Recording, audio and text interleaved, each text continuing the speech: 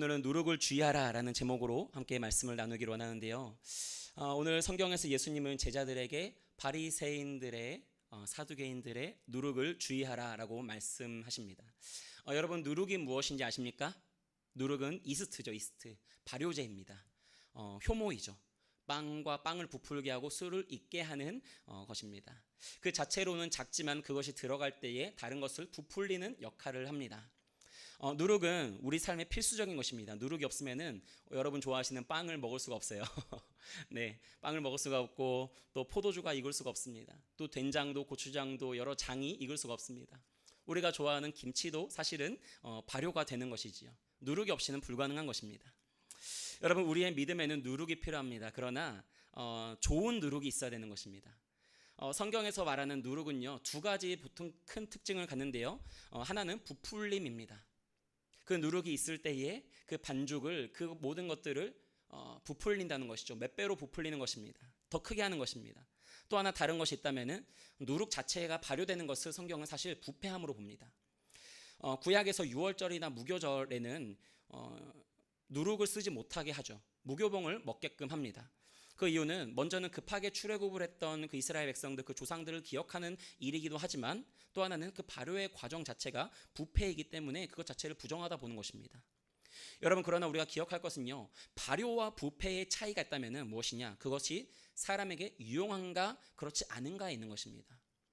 누룩으로 무언가가 발효가 되고 부풀어 오릅니다. 그러나 그것이 우리 가운데 무해한 것이라면, 우리에게 유익이 되는 것이라면 그것을 우리는 발효라고 말합니다. 하지만 그것이 도리어 사람을 해하는 해로운 균을 증식시키는 것이라면 우리는 그것을 부패라고 말합니다.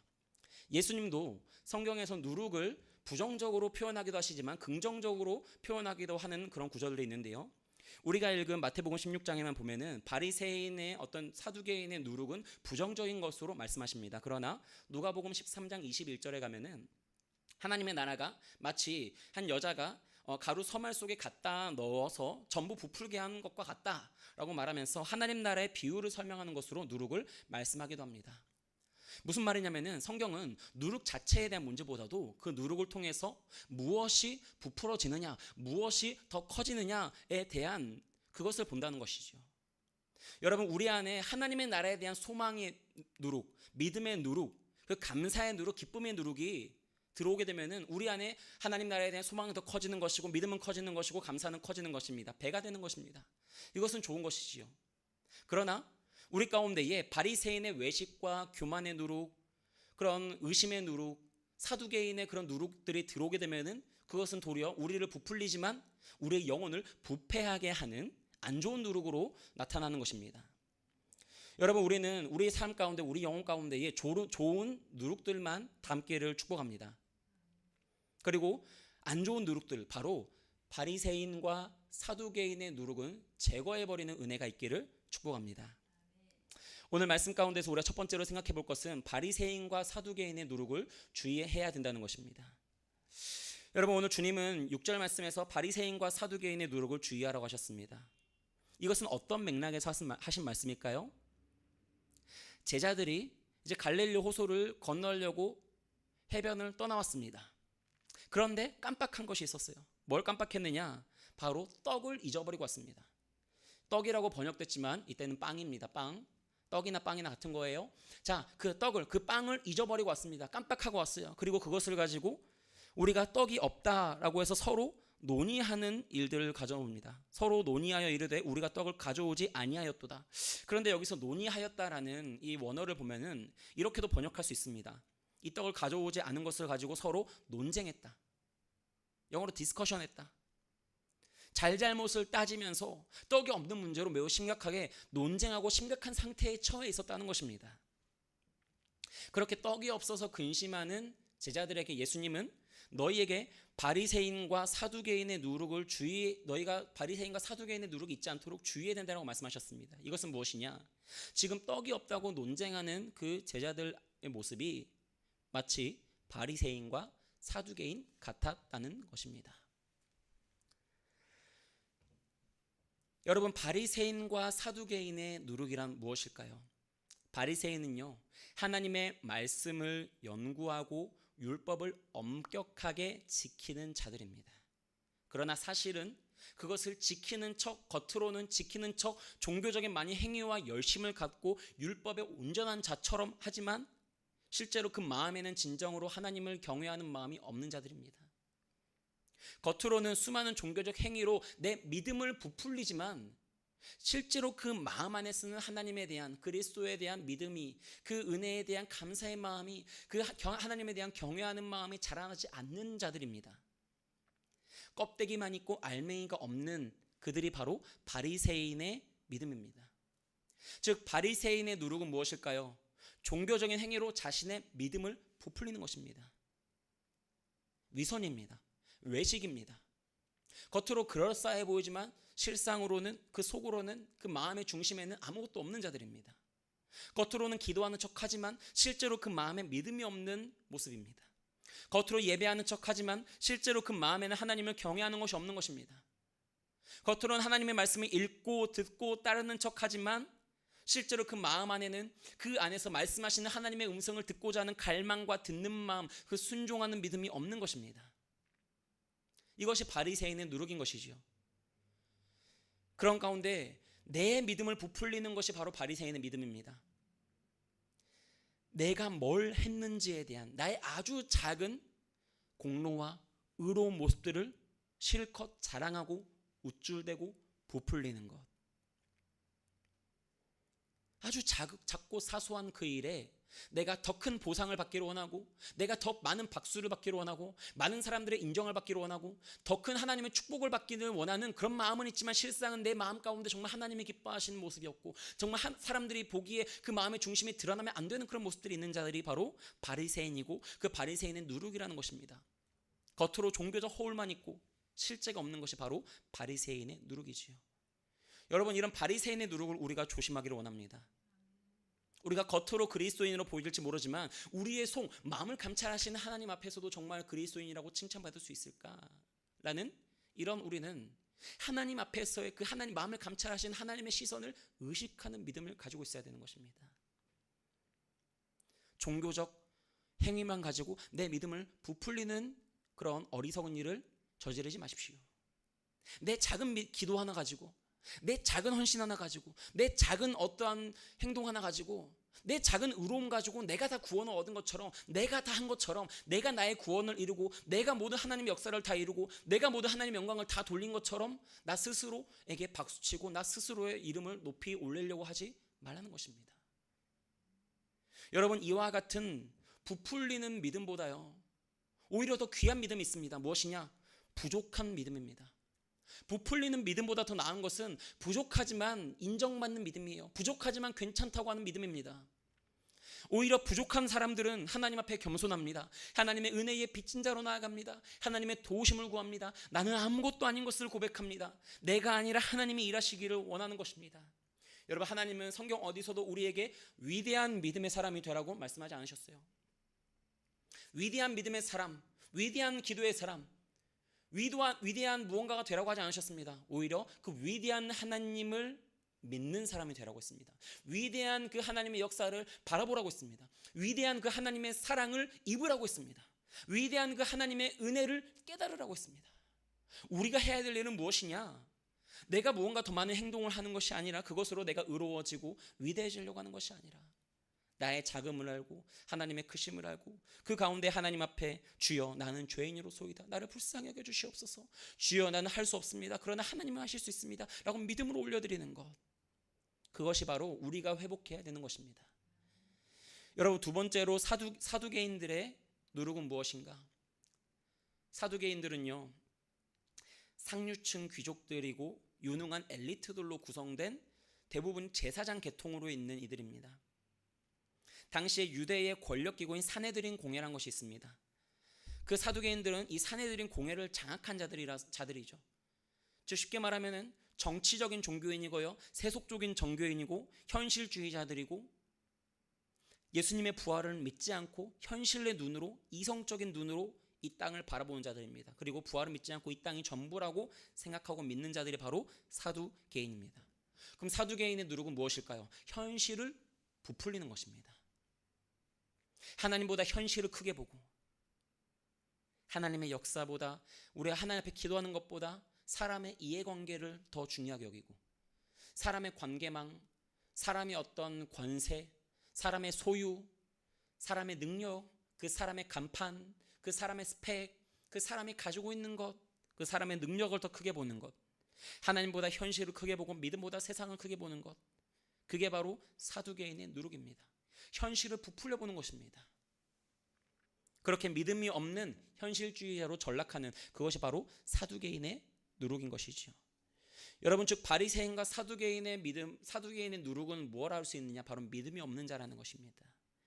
정확히는 하나님과 관련이 없는 자들, 예수 그리스도와 상관이 없는 자들, 예수 그리스도가 없어도 충분히 스스로 의롭다하는 자들, 예수 그리스도가 없어도 충분히 현실적인 내 어떤 방법들 안에서 살아갈 궁리를 다하는 자들, 그것이 바로 바리새인과 사두개인의 누룩이고 신앙이라는 것이지요. 예수님은 바로 떡이 없는 문제 앞에서, 그 떡이 없어서 근심하고 고민하는 그 제자들 앞에서 바리새인과 사두개인의 모습이 너희 안에 있다라고 말씀하시는 겁니다. 여러분, 우리의 신앙의 실제는요, 어디서 나타납니까? 현실의 문제 앞에서 나타나는 것입니다. 먹고 사는 문제 앞에서 나타나는 것입니다. 그리고 이 떡은 또한 무엇인지 아십니까? 이 떡은 이제 갈릴리를 건너서 그 여정을 나아가는 이스라엘 이제 유대인들에게는 이전에 유대인의 땅에서 그들의 어떤 정결한 떡을 먹어야 되는 거예요. 이방인의 땅에 갔을 때에 그곳에서의 음식도 먹으면 안 됩니다. 즉 이들에게 떡은 무엇이냐? 나를 정결하게 하고 나의 거룩을 지켜주는 도구였다는 거예요. 나의 먹고 살고 나의 배고픔을 해결해주는 현실의 문제이기도 하고, 동시에 나를 거룩하게, 나를 정결하게, 다른 누가 나의 거룩함을 해치지 못하게 하는 도구였다는 것입니다.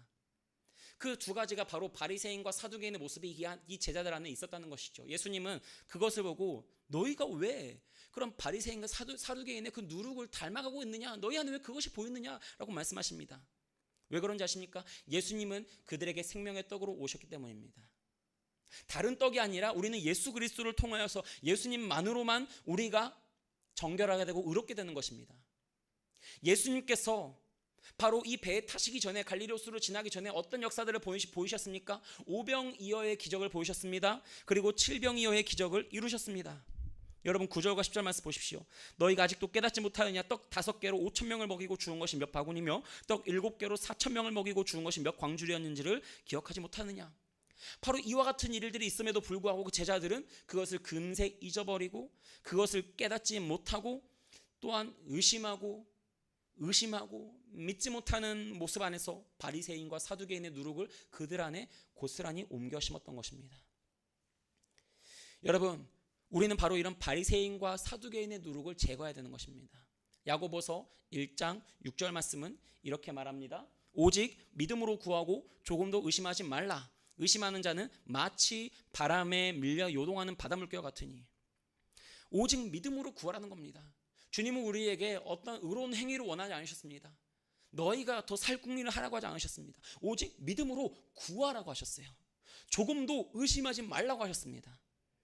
여러분, 바리새인의 누룩, 사두개인의 누룩, 그 작은 누룩이 우리를 발효시킬지, 우리에게 좋은 것으로 발효를 시킬지, 우리의 믿음을 부패시킬지, 이것은요, 우리가 의심을 심느냐, 믿음을 심느냐에 따라 달라지는 것입니다. 바리새인과 사두개인의 그 의심과 그 불경건함을 심고 그들의 의로움을 심게 되면은 우리는 결국 부패하게 될 것입니다. 하지만 하나님 앞에 순전한 믿음을 심게 될 때에 우리는 그 믿음으로 구하고 거두게 되는 역사를 경험하게 된다는 것입니다. 둘째로 기억할 것은요, 바로 그러면 이런 바리새인의 누룩, 사두개인의 누룩을 제거할 때 어떻게 해야 되냐는 것입니다. 그것이 두 번째 포인트입니다. 바로 주의 깊게 생각하는 믿음이 필요하다는 거예요. 자, 9절과 10절 말씀에서 예수님은 너희가 아직도 깨닫지 못하느냐라고 하시고요, 마지막에 내가 몇 광주리나 지었는지 너희가 기억하지 못하느냐라고 질책하십니다. 여기서 깨닫지 못하느냐라는 헬라어 단어는 노에오라는 단어인데요, 이것은 주의를 기울여 알다, 주의 깊게 생각하다는 것입니다. 주의 깊게 지금까지 지난날에 하나님께서 너에게 어떤 역사를 행하셨는지, 어떤 일들을 행하셨는지를 주의 깊게 상고해보라, 생각해보라, 기억해보라 라는 것입니다.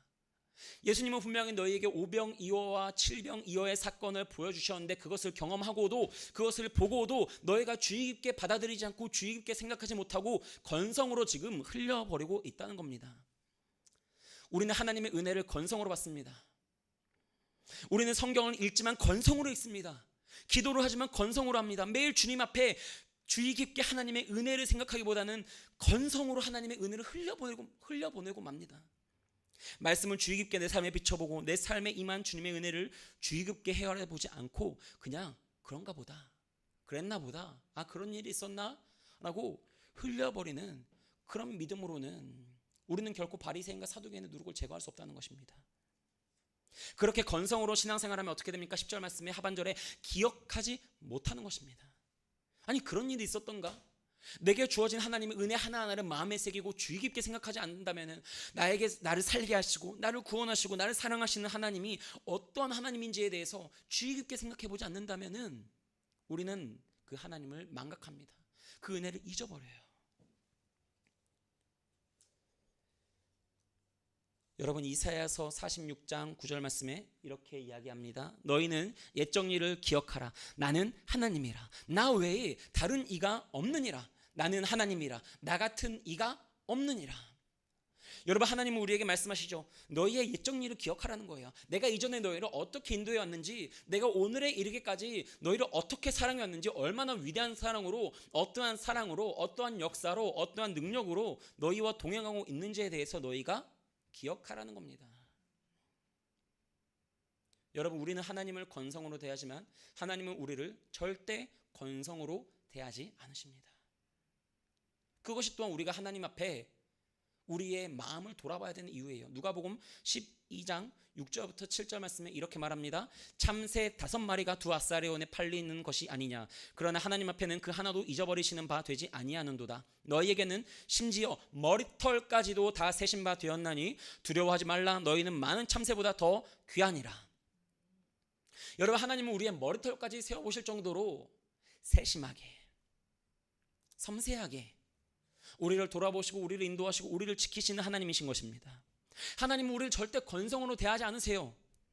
에스겔서 39장 25절 말씀도 이렇게 말합니다. 한번 읽어볼까요? 시작.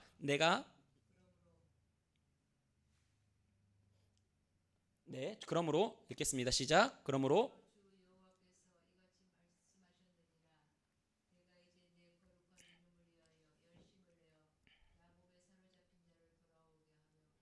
이스라엘의 온 족속에게 사랑을 베풀지라. 아멘. 여러분, 하나님께서 열심을 내어서 야곱의 사로잡힌 자들을 돌아오게 하고 이스라엘 온 족속에게 사랑을 베푸시는 거예요. 여러분, 하나님은 우리에게 사랑을 베푸시되 그냥 건성으로 베풀지 않으십니다. 온 열성을 다해서, 온 마음을 다해서, 온 목숨을 다해서, 모든 것을 다해서 우리에게 사랑을 베푸시는 것입니다. 우리를 돌아오게 하는 것입니다. 우리를 회복시키시는 것입니다. 우리를 다시 살리시는 것입니다. 그게 하나님의 사랑이에요. 우리의 하나님은 절대 건성으로 우리를 대하지 않으시고 언제나 진정으로, 언제나 열성으로 우리를 대하시는 것입니다. 여러분, 그런데 우리는 하나님 어떻게 대하고 있습니까? 이사야서 26장 11절 말씀 보십시오. 여호와여, 주의 손이 높이 들릴지라도 그들이 보지 아니하오나 백성을 위하시는 주의 열성을 보면 부끄러워할 것이라. 불이 주의 대적들을 사르리이다. 여러분, 여호와의 손이 높이 들려 있을지라도 어떻게 한다고요? 그들이 보지 않는다는 거예요. 백성을 위하시는 주의 열성을 오히려 보면은 그 이스라엘 백성들이 부끄러워한다는 것입니다. 그 하나님의 열심 앞에서 이스라엘 백성들은 오히려 건성으로 대하고 있는 겁니다. 그 하나님의 사랑 앞에 반응하고 그 하나님의 사랑을 깊이 깨닫는 것이 아니라 부끄러워하는 거예요. 외면하는 거예요. 나에게 그것이 무슨 상관이 있느냐라고 말하는 것입니다. 여러분, 이스라엘 백성들, 특히 바리새인과 사두개인 같은 자들 어떻게 했습니까? 우리를 구하러 오신 우리의 구원자 되시는 예수 그리스도를 보고 어떻게 하였죠? 멸시하였습니다. 그 주님의 손이 들려있는데도 불구하고 그 손을 보지 못하였습니다. 오히려 많은 사람들은 그가 우리에게 떡을 주고 우리의 문제 해결하는 같은 그때에는 열성으로 그를 쫓았지만 그가 십자가의 수치를 당하실 때에는 도리어 부끄러워하고 그를 떠나갔습니다. 여러분, 이것이 바로 바리새인과 사두개인의 누룩이라는 것이에요. 그럼 이것을 더욱더 우리가 씻어내기 위해서, 없애기 위해서 어떻게 해야 될까요? 세 번째로 기억해야 될 것이 그겁니다. 우리의 마음을 씻고 우리의 삶을 환기해야 되는 거예요. 여러분, 누룩이 어떤 조건에서 더 팽창하고 더 빨리 더 많이 자라는지 아십니까? 따뜻하고 평안한 상황입니다. 아무도 건드리지 않고 밀폐되고 따뜻한 적당한 온도 속에 있으면요, 편안한 상황 속에 있으면은 더 빠르게 더 부풀어 오르는 것입니다. 여러분, 우리는요, 우리 안에 있는 이 누룩들을, 잘못된 누룩이 있을 때에 이것이 더 자라나지 않도록 우리는 주의하고 빨리 우리의 마음에 잘못된 누룩들을 씻어버려야 돼요. 제거해야 돼요. 여러분, 누룩의 또 하나의 특징이 하나 있다면요, 그것은 섞인다는 겁니다. 처음에 그 반죽에 누룩을 뿌리면은 누룩 자체는 약간 거무잡잡해요. 작은 깨알 같아요. 그래서 눈에 띕니다. 그런데 그것을 어느 시간 지나고 나면은 어떻게 됩니까? 그 안에 흡수가 돼요. 섞입니다. 처음에 빨리 씻어내지 않으면은, 제거하지 않으면은 잘못된 누룩은요, 잘못된 데 심겨지면은 부정한 것들을, 오히려 잘못된 것들을 더 증식시킨다는 거예요. 씻어야 됩니다. 그런데 이것을 씻지 않는 사람들 어떻게 됩니까? 그 마음이 부패한 자들은 결국 어떻게 돼요? 그 진리를 대적하는 것입니다. 그래서 디모데후서 3장 8절 말씀 보시면 이렇게 말합니다. 얀네와 얌브레가 모세를 대적한 것 같이 그들도 진리를 대적하니 이 사람들은 그 마음이 부패한 자요 믿음에 관하여는 버림받은 자들이라. 마음이 부패했다는 것입니다. 마음이 부패한 자들이 어떻게 합니까? 진리를 대적해요. 마음이 부패한 자들은 어떻게 합니까? 모세와 같은 위대한 선지자가 그들을 이끌어도 그 모세를 대적합니다. 마음이 부패한 바리새인과 사두개인들을 어떻게 했습니까? 그들에게 오신 예수 그리스도, 하나님의 아들 예수 그리스도, 그 하나님의 삼위의 일체를 이루신 예수 그리스도 그 다음에 왔을 때에도 불구하고 그를 대적하는 것입니다. 여러분, 이것을 우리 스스로가 정결하게 씻을 수가 없어요. 겉으로 외형적인 무언가를 또 해서 되는 것이 아닙니다. 우리의 마음이 부패한 것들을 씻어내기 위해서 우리가 해야 될 것은 무엇인지 아십니까? 우리의 마음을 씻어야 되는 거예요. 근데 우리의 마음을 무엇으로 씻어야 될까요? 여러분, 마태복음 23장 26절에서 28절 이렇게 말합니다. 눈 먼 바리새인이여, 너희 먼저 안을 깨끗이 하라. 그리하면 겉도 깨끗이 하리라. 화 있을진저 외식하는 서기관들과 바리새인들이여, 회칠한 무덤 같으니 겉으로는 아름답게 보이나 그 안에는 죽은 사람의 뼈와 모든 더러운 것이 가득하도다. 이와 같이 너희도 겉으로는 사람에게 옳게 보이되 안으로는 외식과 불법이 가득하도다. 우리의 마음이 부패한 것은 외형적으로 겉으로 보이는 정교적인 어떤 행위와 나의 열심을 가지고 해결되는 것이 아니라는 겁니다. 더 많은 무언가를 한다고 되는 게 아니에요. 여러분, 오물 덩어리를 아무리 좋은 포장지를 감춰도요, 그것은 오물에 불과합니다. 어떻게 해야 됩니까? 내 속에 있는 것들이 변해야 돼요. 질그릇과 같은 내 인생에 오물이 담겨 있는 게 아니라 보배가 담겨야 돼요. 그 보배는 누구입니까? 바로 예수 그리스도입니다. 예수 그리스도의 보혈이 우리 안에 씻어지고 예수 그리스도의 보혈이 우리 안에 담겨져야지, 그렇게 우리의 속사람이 강건해지고 우리 속사람이 거듭나고 새로워지고 깨끗해져야지 우리의 겉도 깨끗해지는 것입니다. 마음이 깨끗하지 않으면 우리의 아무리 많은 종교적 행위와 열심이 있다 하더라도, 우리가 아무리 지혜롭게 여기는 현실적인 선택을 잘 했다 하더라도 그것은 우리에게 소망이 되지 않고 그것은 우리의 모든 삶을 변화시킬 수 있는 능력이 되지 않는 것입니다. 오히려 우리로 하여금 더 힘주어 살아가게 할 뿐 하나님이 힘주시는 삶이 되지 않는 것입니다. 여러분, 우리가 기억해야 될 건 뭐라고요? 부풀리는 믿음보다 부족한 믿음이 나올 수 있다는 거예요. 내가 이렇게 기도합니다, 내가 이렇게 말씀 봅니다, 내가 이렇게 예배합니다라고 나를 부풀리는 것이 아니라, 내가 이렇게 의인입니다라고 자랑하는 것이 아니라, 주님, 나는 여전히 죄인입니다. 예수님의 보혈의 은혜가 필요합니다. 예수님의 사랑이 필요합니다. 예수님의 긍휼이 필요합니다. 하나님의 자비가 필요합니다. 나를 불쌍히 여겨 주시옵소서 라고 하는 이 부족한 믿음이 더 우리로 하여금 우리의 마음을 씻는 데 가깝다는 것입니다. 여러분, 우리의 부풀리는 믿음으로 나갈 때 뭐가 되는지 아십니까? 우리가 힘주는 신앙이 돼요. 내가 더 깨끗하게 하려고, 내가 더 정결하게 하려고 더 의로운 일, 더 거룩한 일들로 보이는 것들을 내가 행위로서 행합니다. 그것을 쫓아 살아가는 거예요. 더 윤리적으로, 더 도덕적으로 온전하게 됐느냐? 그것이 나의 구원의 표대가 되는 것입니다. 그것이 나의 구원의 기준이 되는 것입니다. 그렇게 되면 어떻게 됩니까? 100번 좋은 일을 했어도 한 번 나쁜 일을 하면 그것은, 그 사람은 구원에 실패하는 게 돼요. 50년, 70년 평생 율법에 온전하게 살아왔어도 마지막 죽기 전에 죄를 지으면 어떻게 됩니까? 그 사람은 율법의 기준이 되면은 그건 실패한 인생이 되는 것입니다. 그러나 하나님은 우리를 어떻게 부르십니까? 우리를 죄 가운데서 부르셔서 99번 잘못해도 그 한 번 하나님 앞에 무릎 꿇는 그것을 보시고 하나님은 우리를 불쌍히 여기셔서 건져내시고 하나님의 자녀 삼아주시고, 이제 그 한 번에서부터 시작하여 나머지의 삶을 역전시키시고 변화시키시고 온전하게 하시는 그 성령의 도우심으로 우리를 이끌어 가신다는 거죠. 여러분, 이것을 할 수 있는 마음이 깨끗해지는 것, 이것을 누가 할 수 있습니까? 우리로는 할 수 없다는 거예요. 히브리서 10장 22절 말씀 함께 읽어볼까요? 시작. 우리가 마음의 뿌림을 받아 악한 양심으로부터 벗어나고 몸은 맑은 물로 씻음을 받았으니 참 마음과 온전한 믿음으로 하나님께 나아가자. 자, 우리의 마음에 무엇을 뿌림받아야 될까요? 바로 예수 그리스도의 보혈입니다. 그 주님의 정결한 그 샘물로, 예수 그리스도의 그 보혈로, 그 주님의 보좌로 흘러나오는 그 맑은 물로 우리를 씻어야 되는 것입니다. 겉으로만 씻는 것이 아니라 우리의 속 사람을 정결하게 씻어내야 되는 것입니다. 예수 그리스도의 보혈을 여러분 의지하시기 바랍니다. 바리새인과 같이 내 믿음을 부풀리려 하지 말고 오히려 내 부족한 가운데 예수님의 은혜를 더 부풀리는 그 겸손한 믿음으로 나가시기 바랍니다. 사두개인과 같이 현실적인 세속적인 나의 어떤 지성과 나의 판단을 부풀려가는 것, 세상을 더 하나님보다 크게 보는 것이 아니라 나의 작음을 알고 하나님의 크심을 더욱더 인정할 수 있는 그런 믿음의 사람들로 거듭나기를 원한다는 것입니다. 여러분, 동시에 우리가 해야 되는 것이 무엇이냐? 바로 우리의 삶을 환기해야 돼요. 마음을 씻길 뿐 아니라 환기해야 됩니다. 누룩은 밀폐된 환경에서 급격히 퍼지죠. 환기해야 됩니다. 이 환기한다는 것은 무엇이냐? 바로 내가 내 삶에 몰두해 있는, 나 자신에게 매몰되어 있는 그 시선을 옮겨서 하나님을 바라보는 것입니다. 내 안에 성령의 새 바람이 들어와야 되는 것입니다. 성령은 바람과 같은 성령입니다. 불과 같은 성령입니다. 어디로 와서 어떻게 할지 모릅니다. 그러나 그 성령이 임하기 위해서는 일단 우리는 마음의 창을 열어야 됩니다. 삶의 창을 열어둬야 됩니다.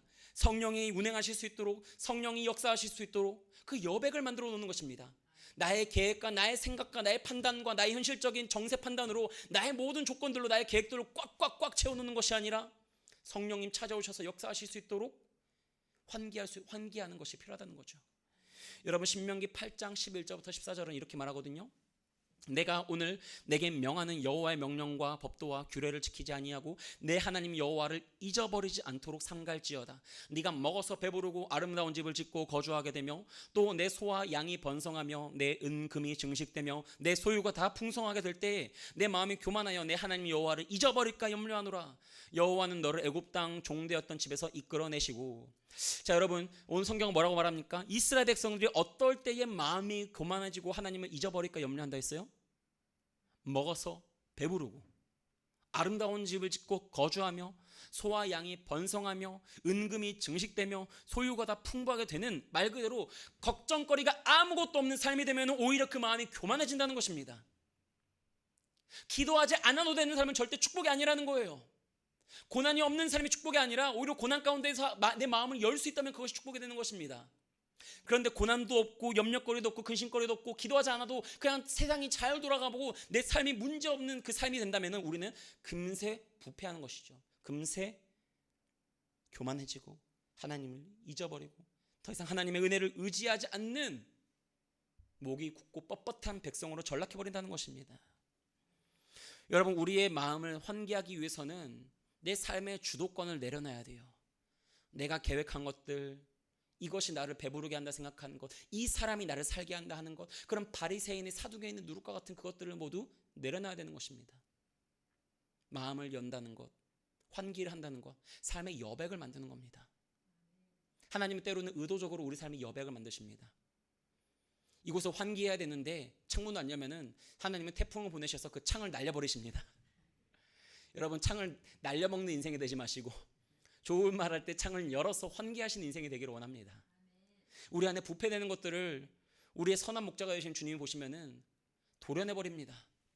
도려내기 전에 그 잘못된 누룩들만 뽑아서 제거해버리는 지혜로운 자들이 되기를 원하는 것입니다.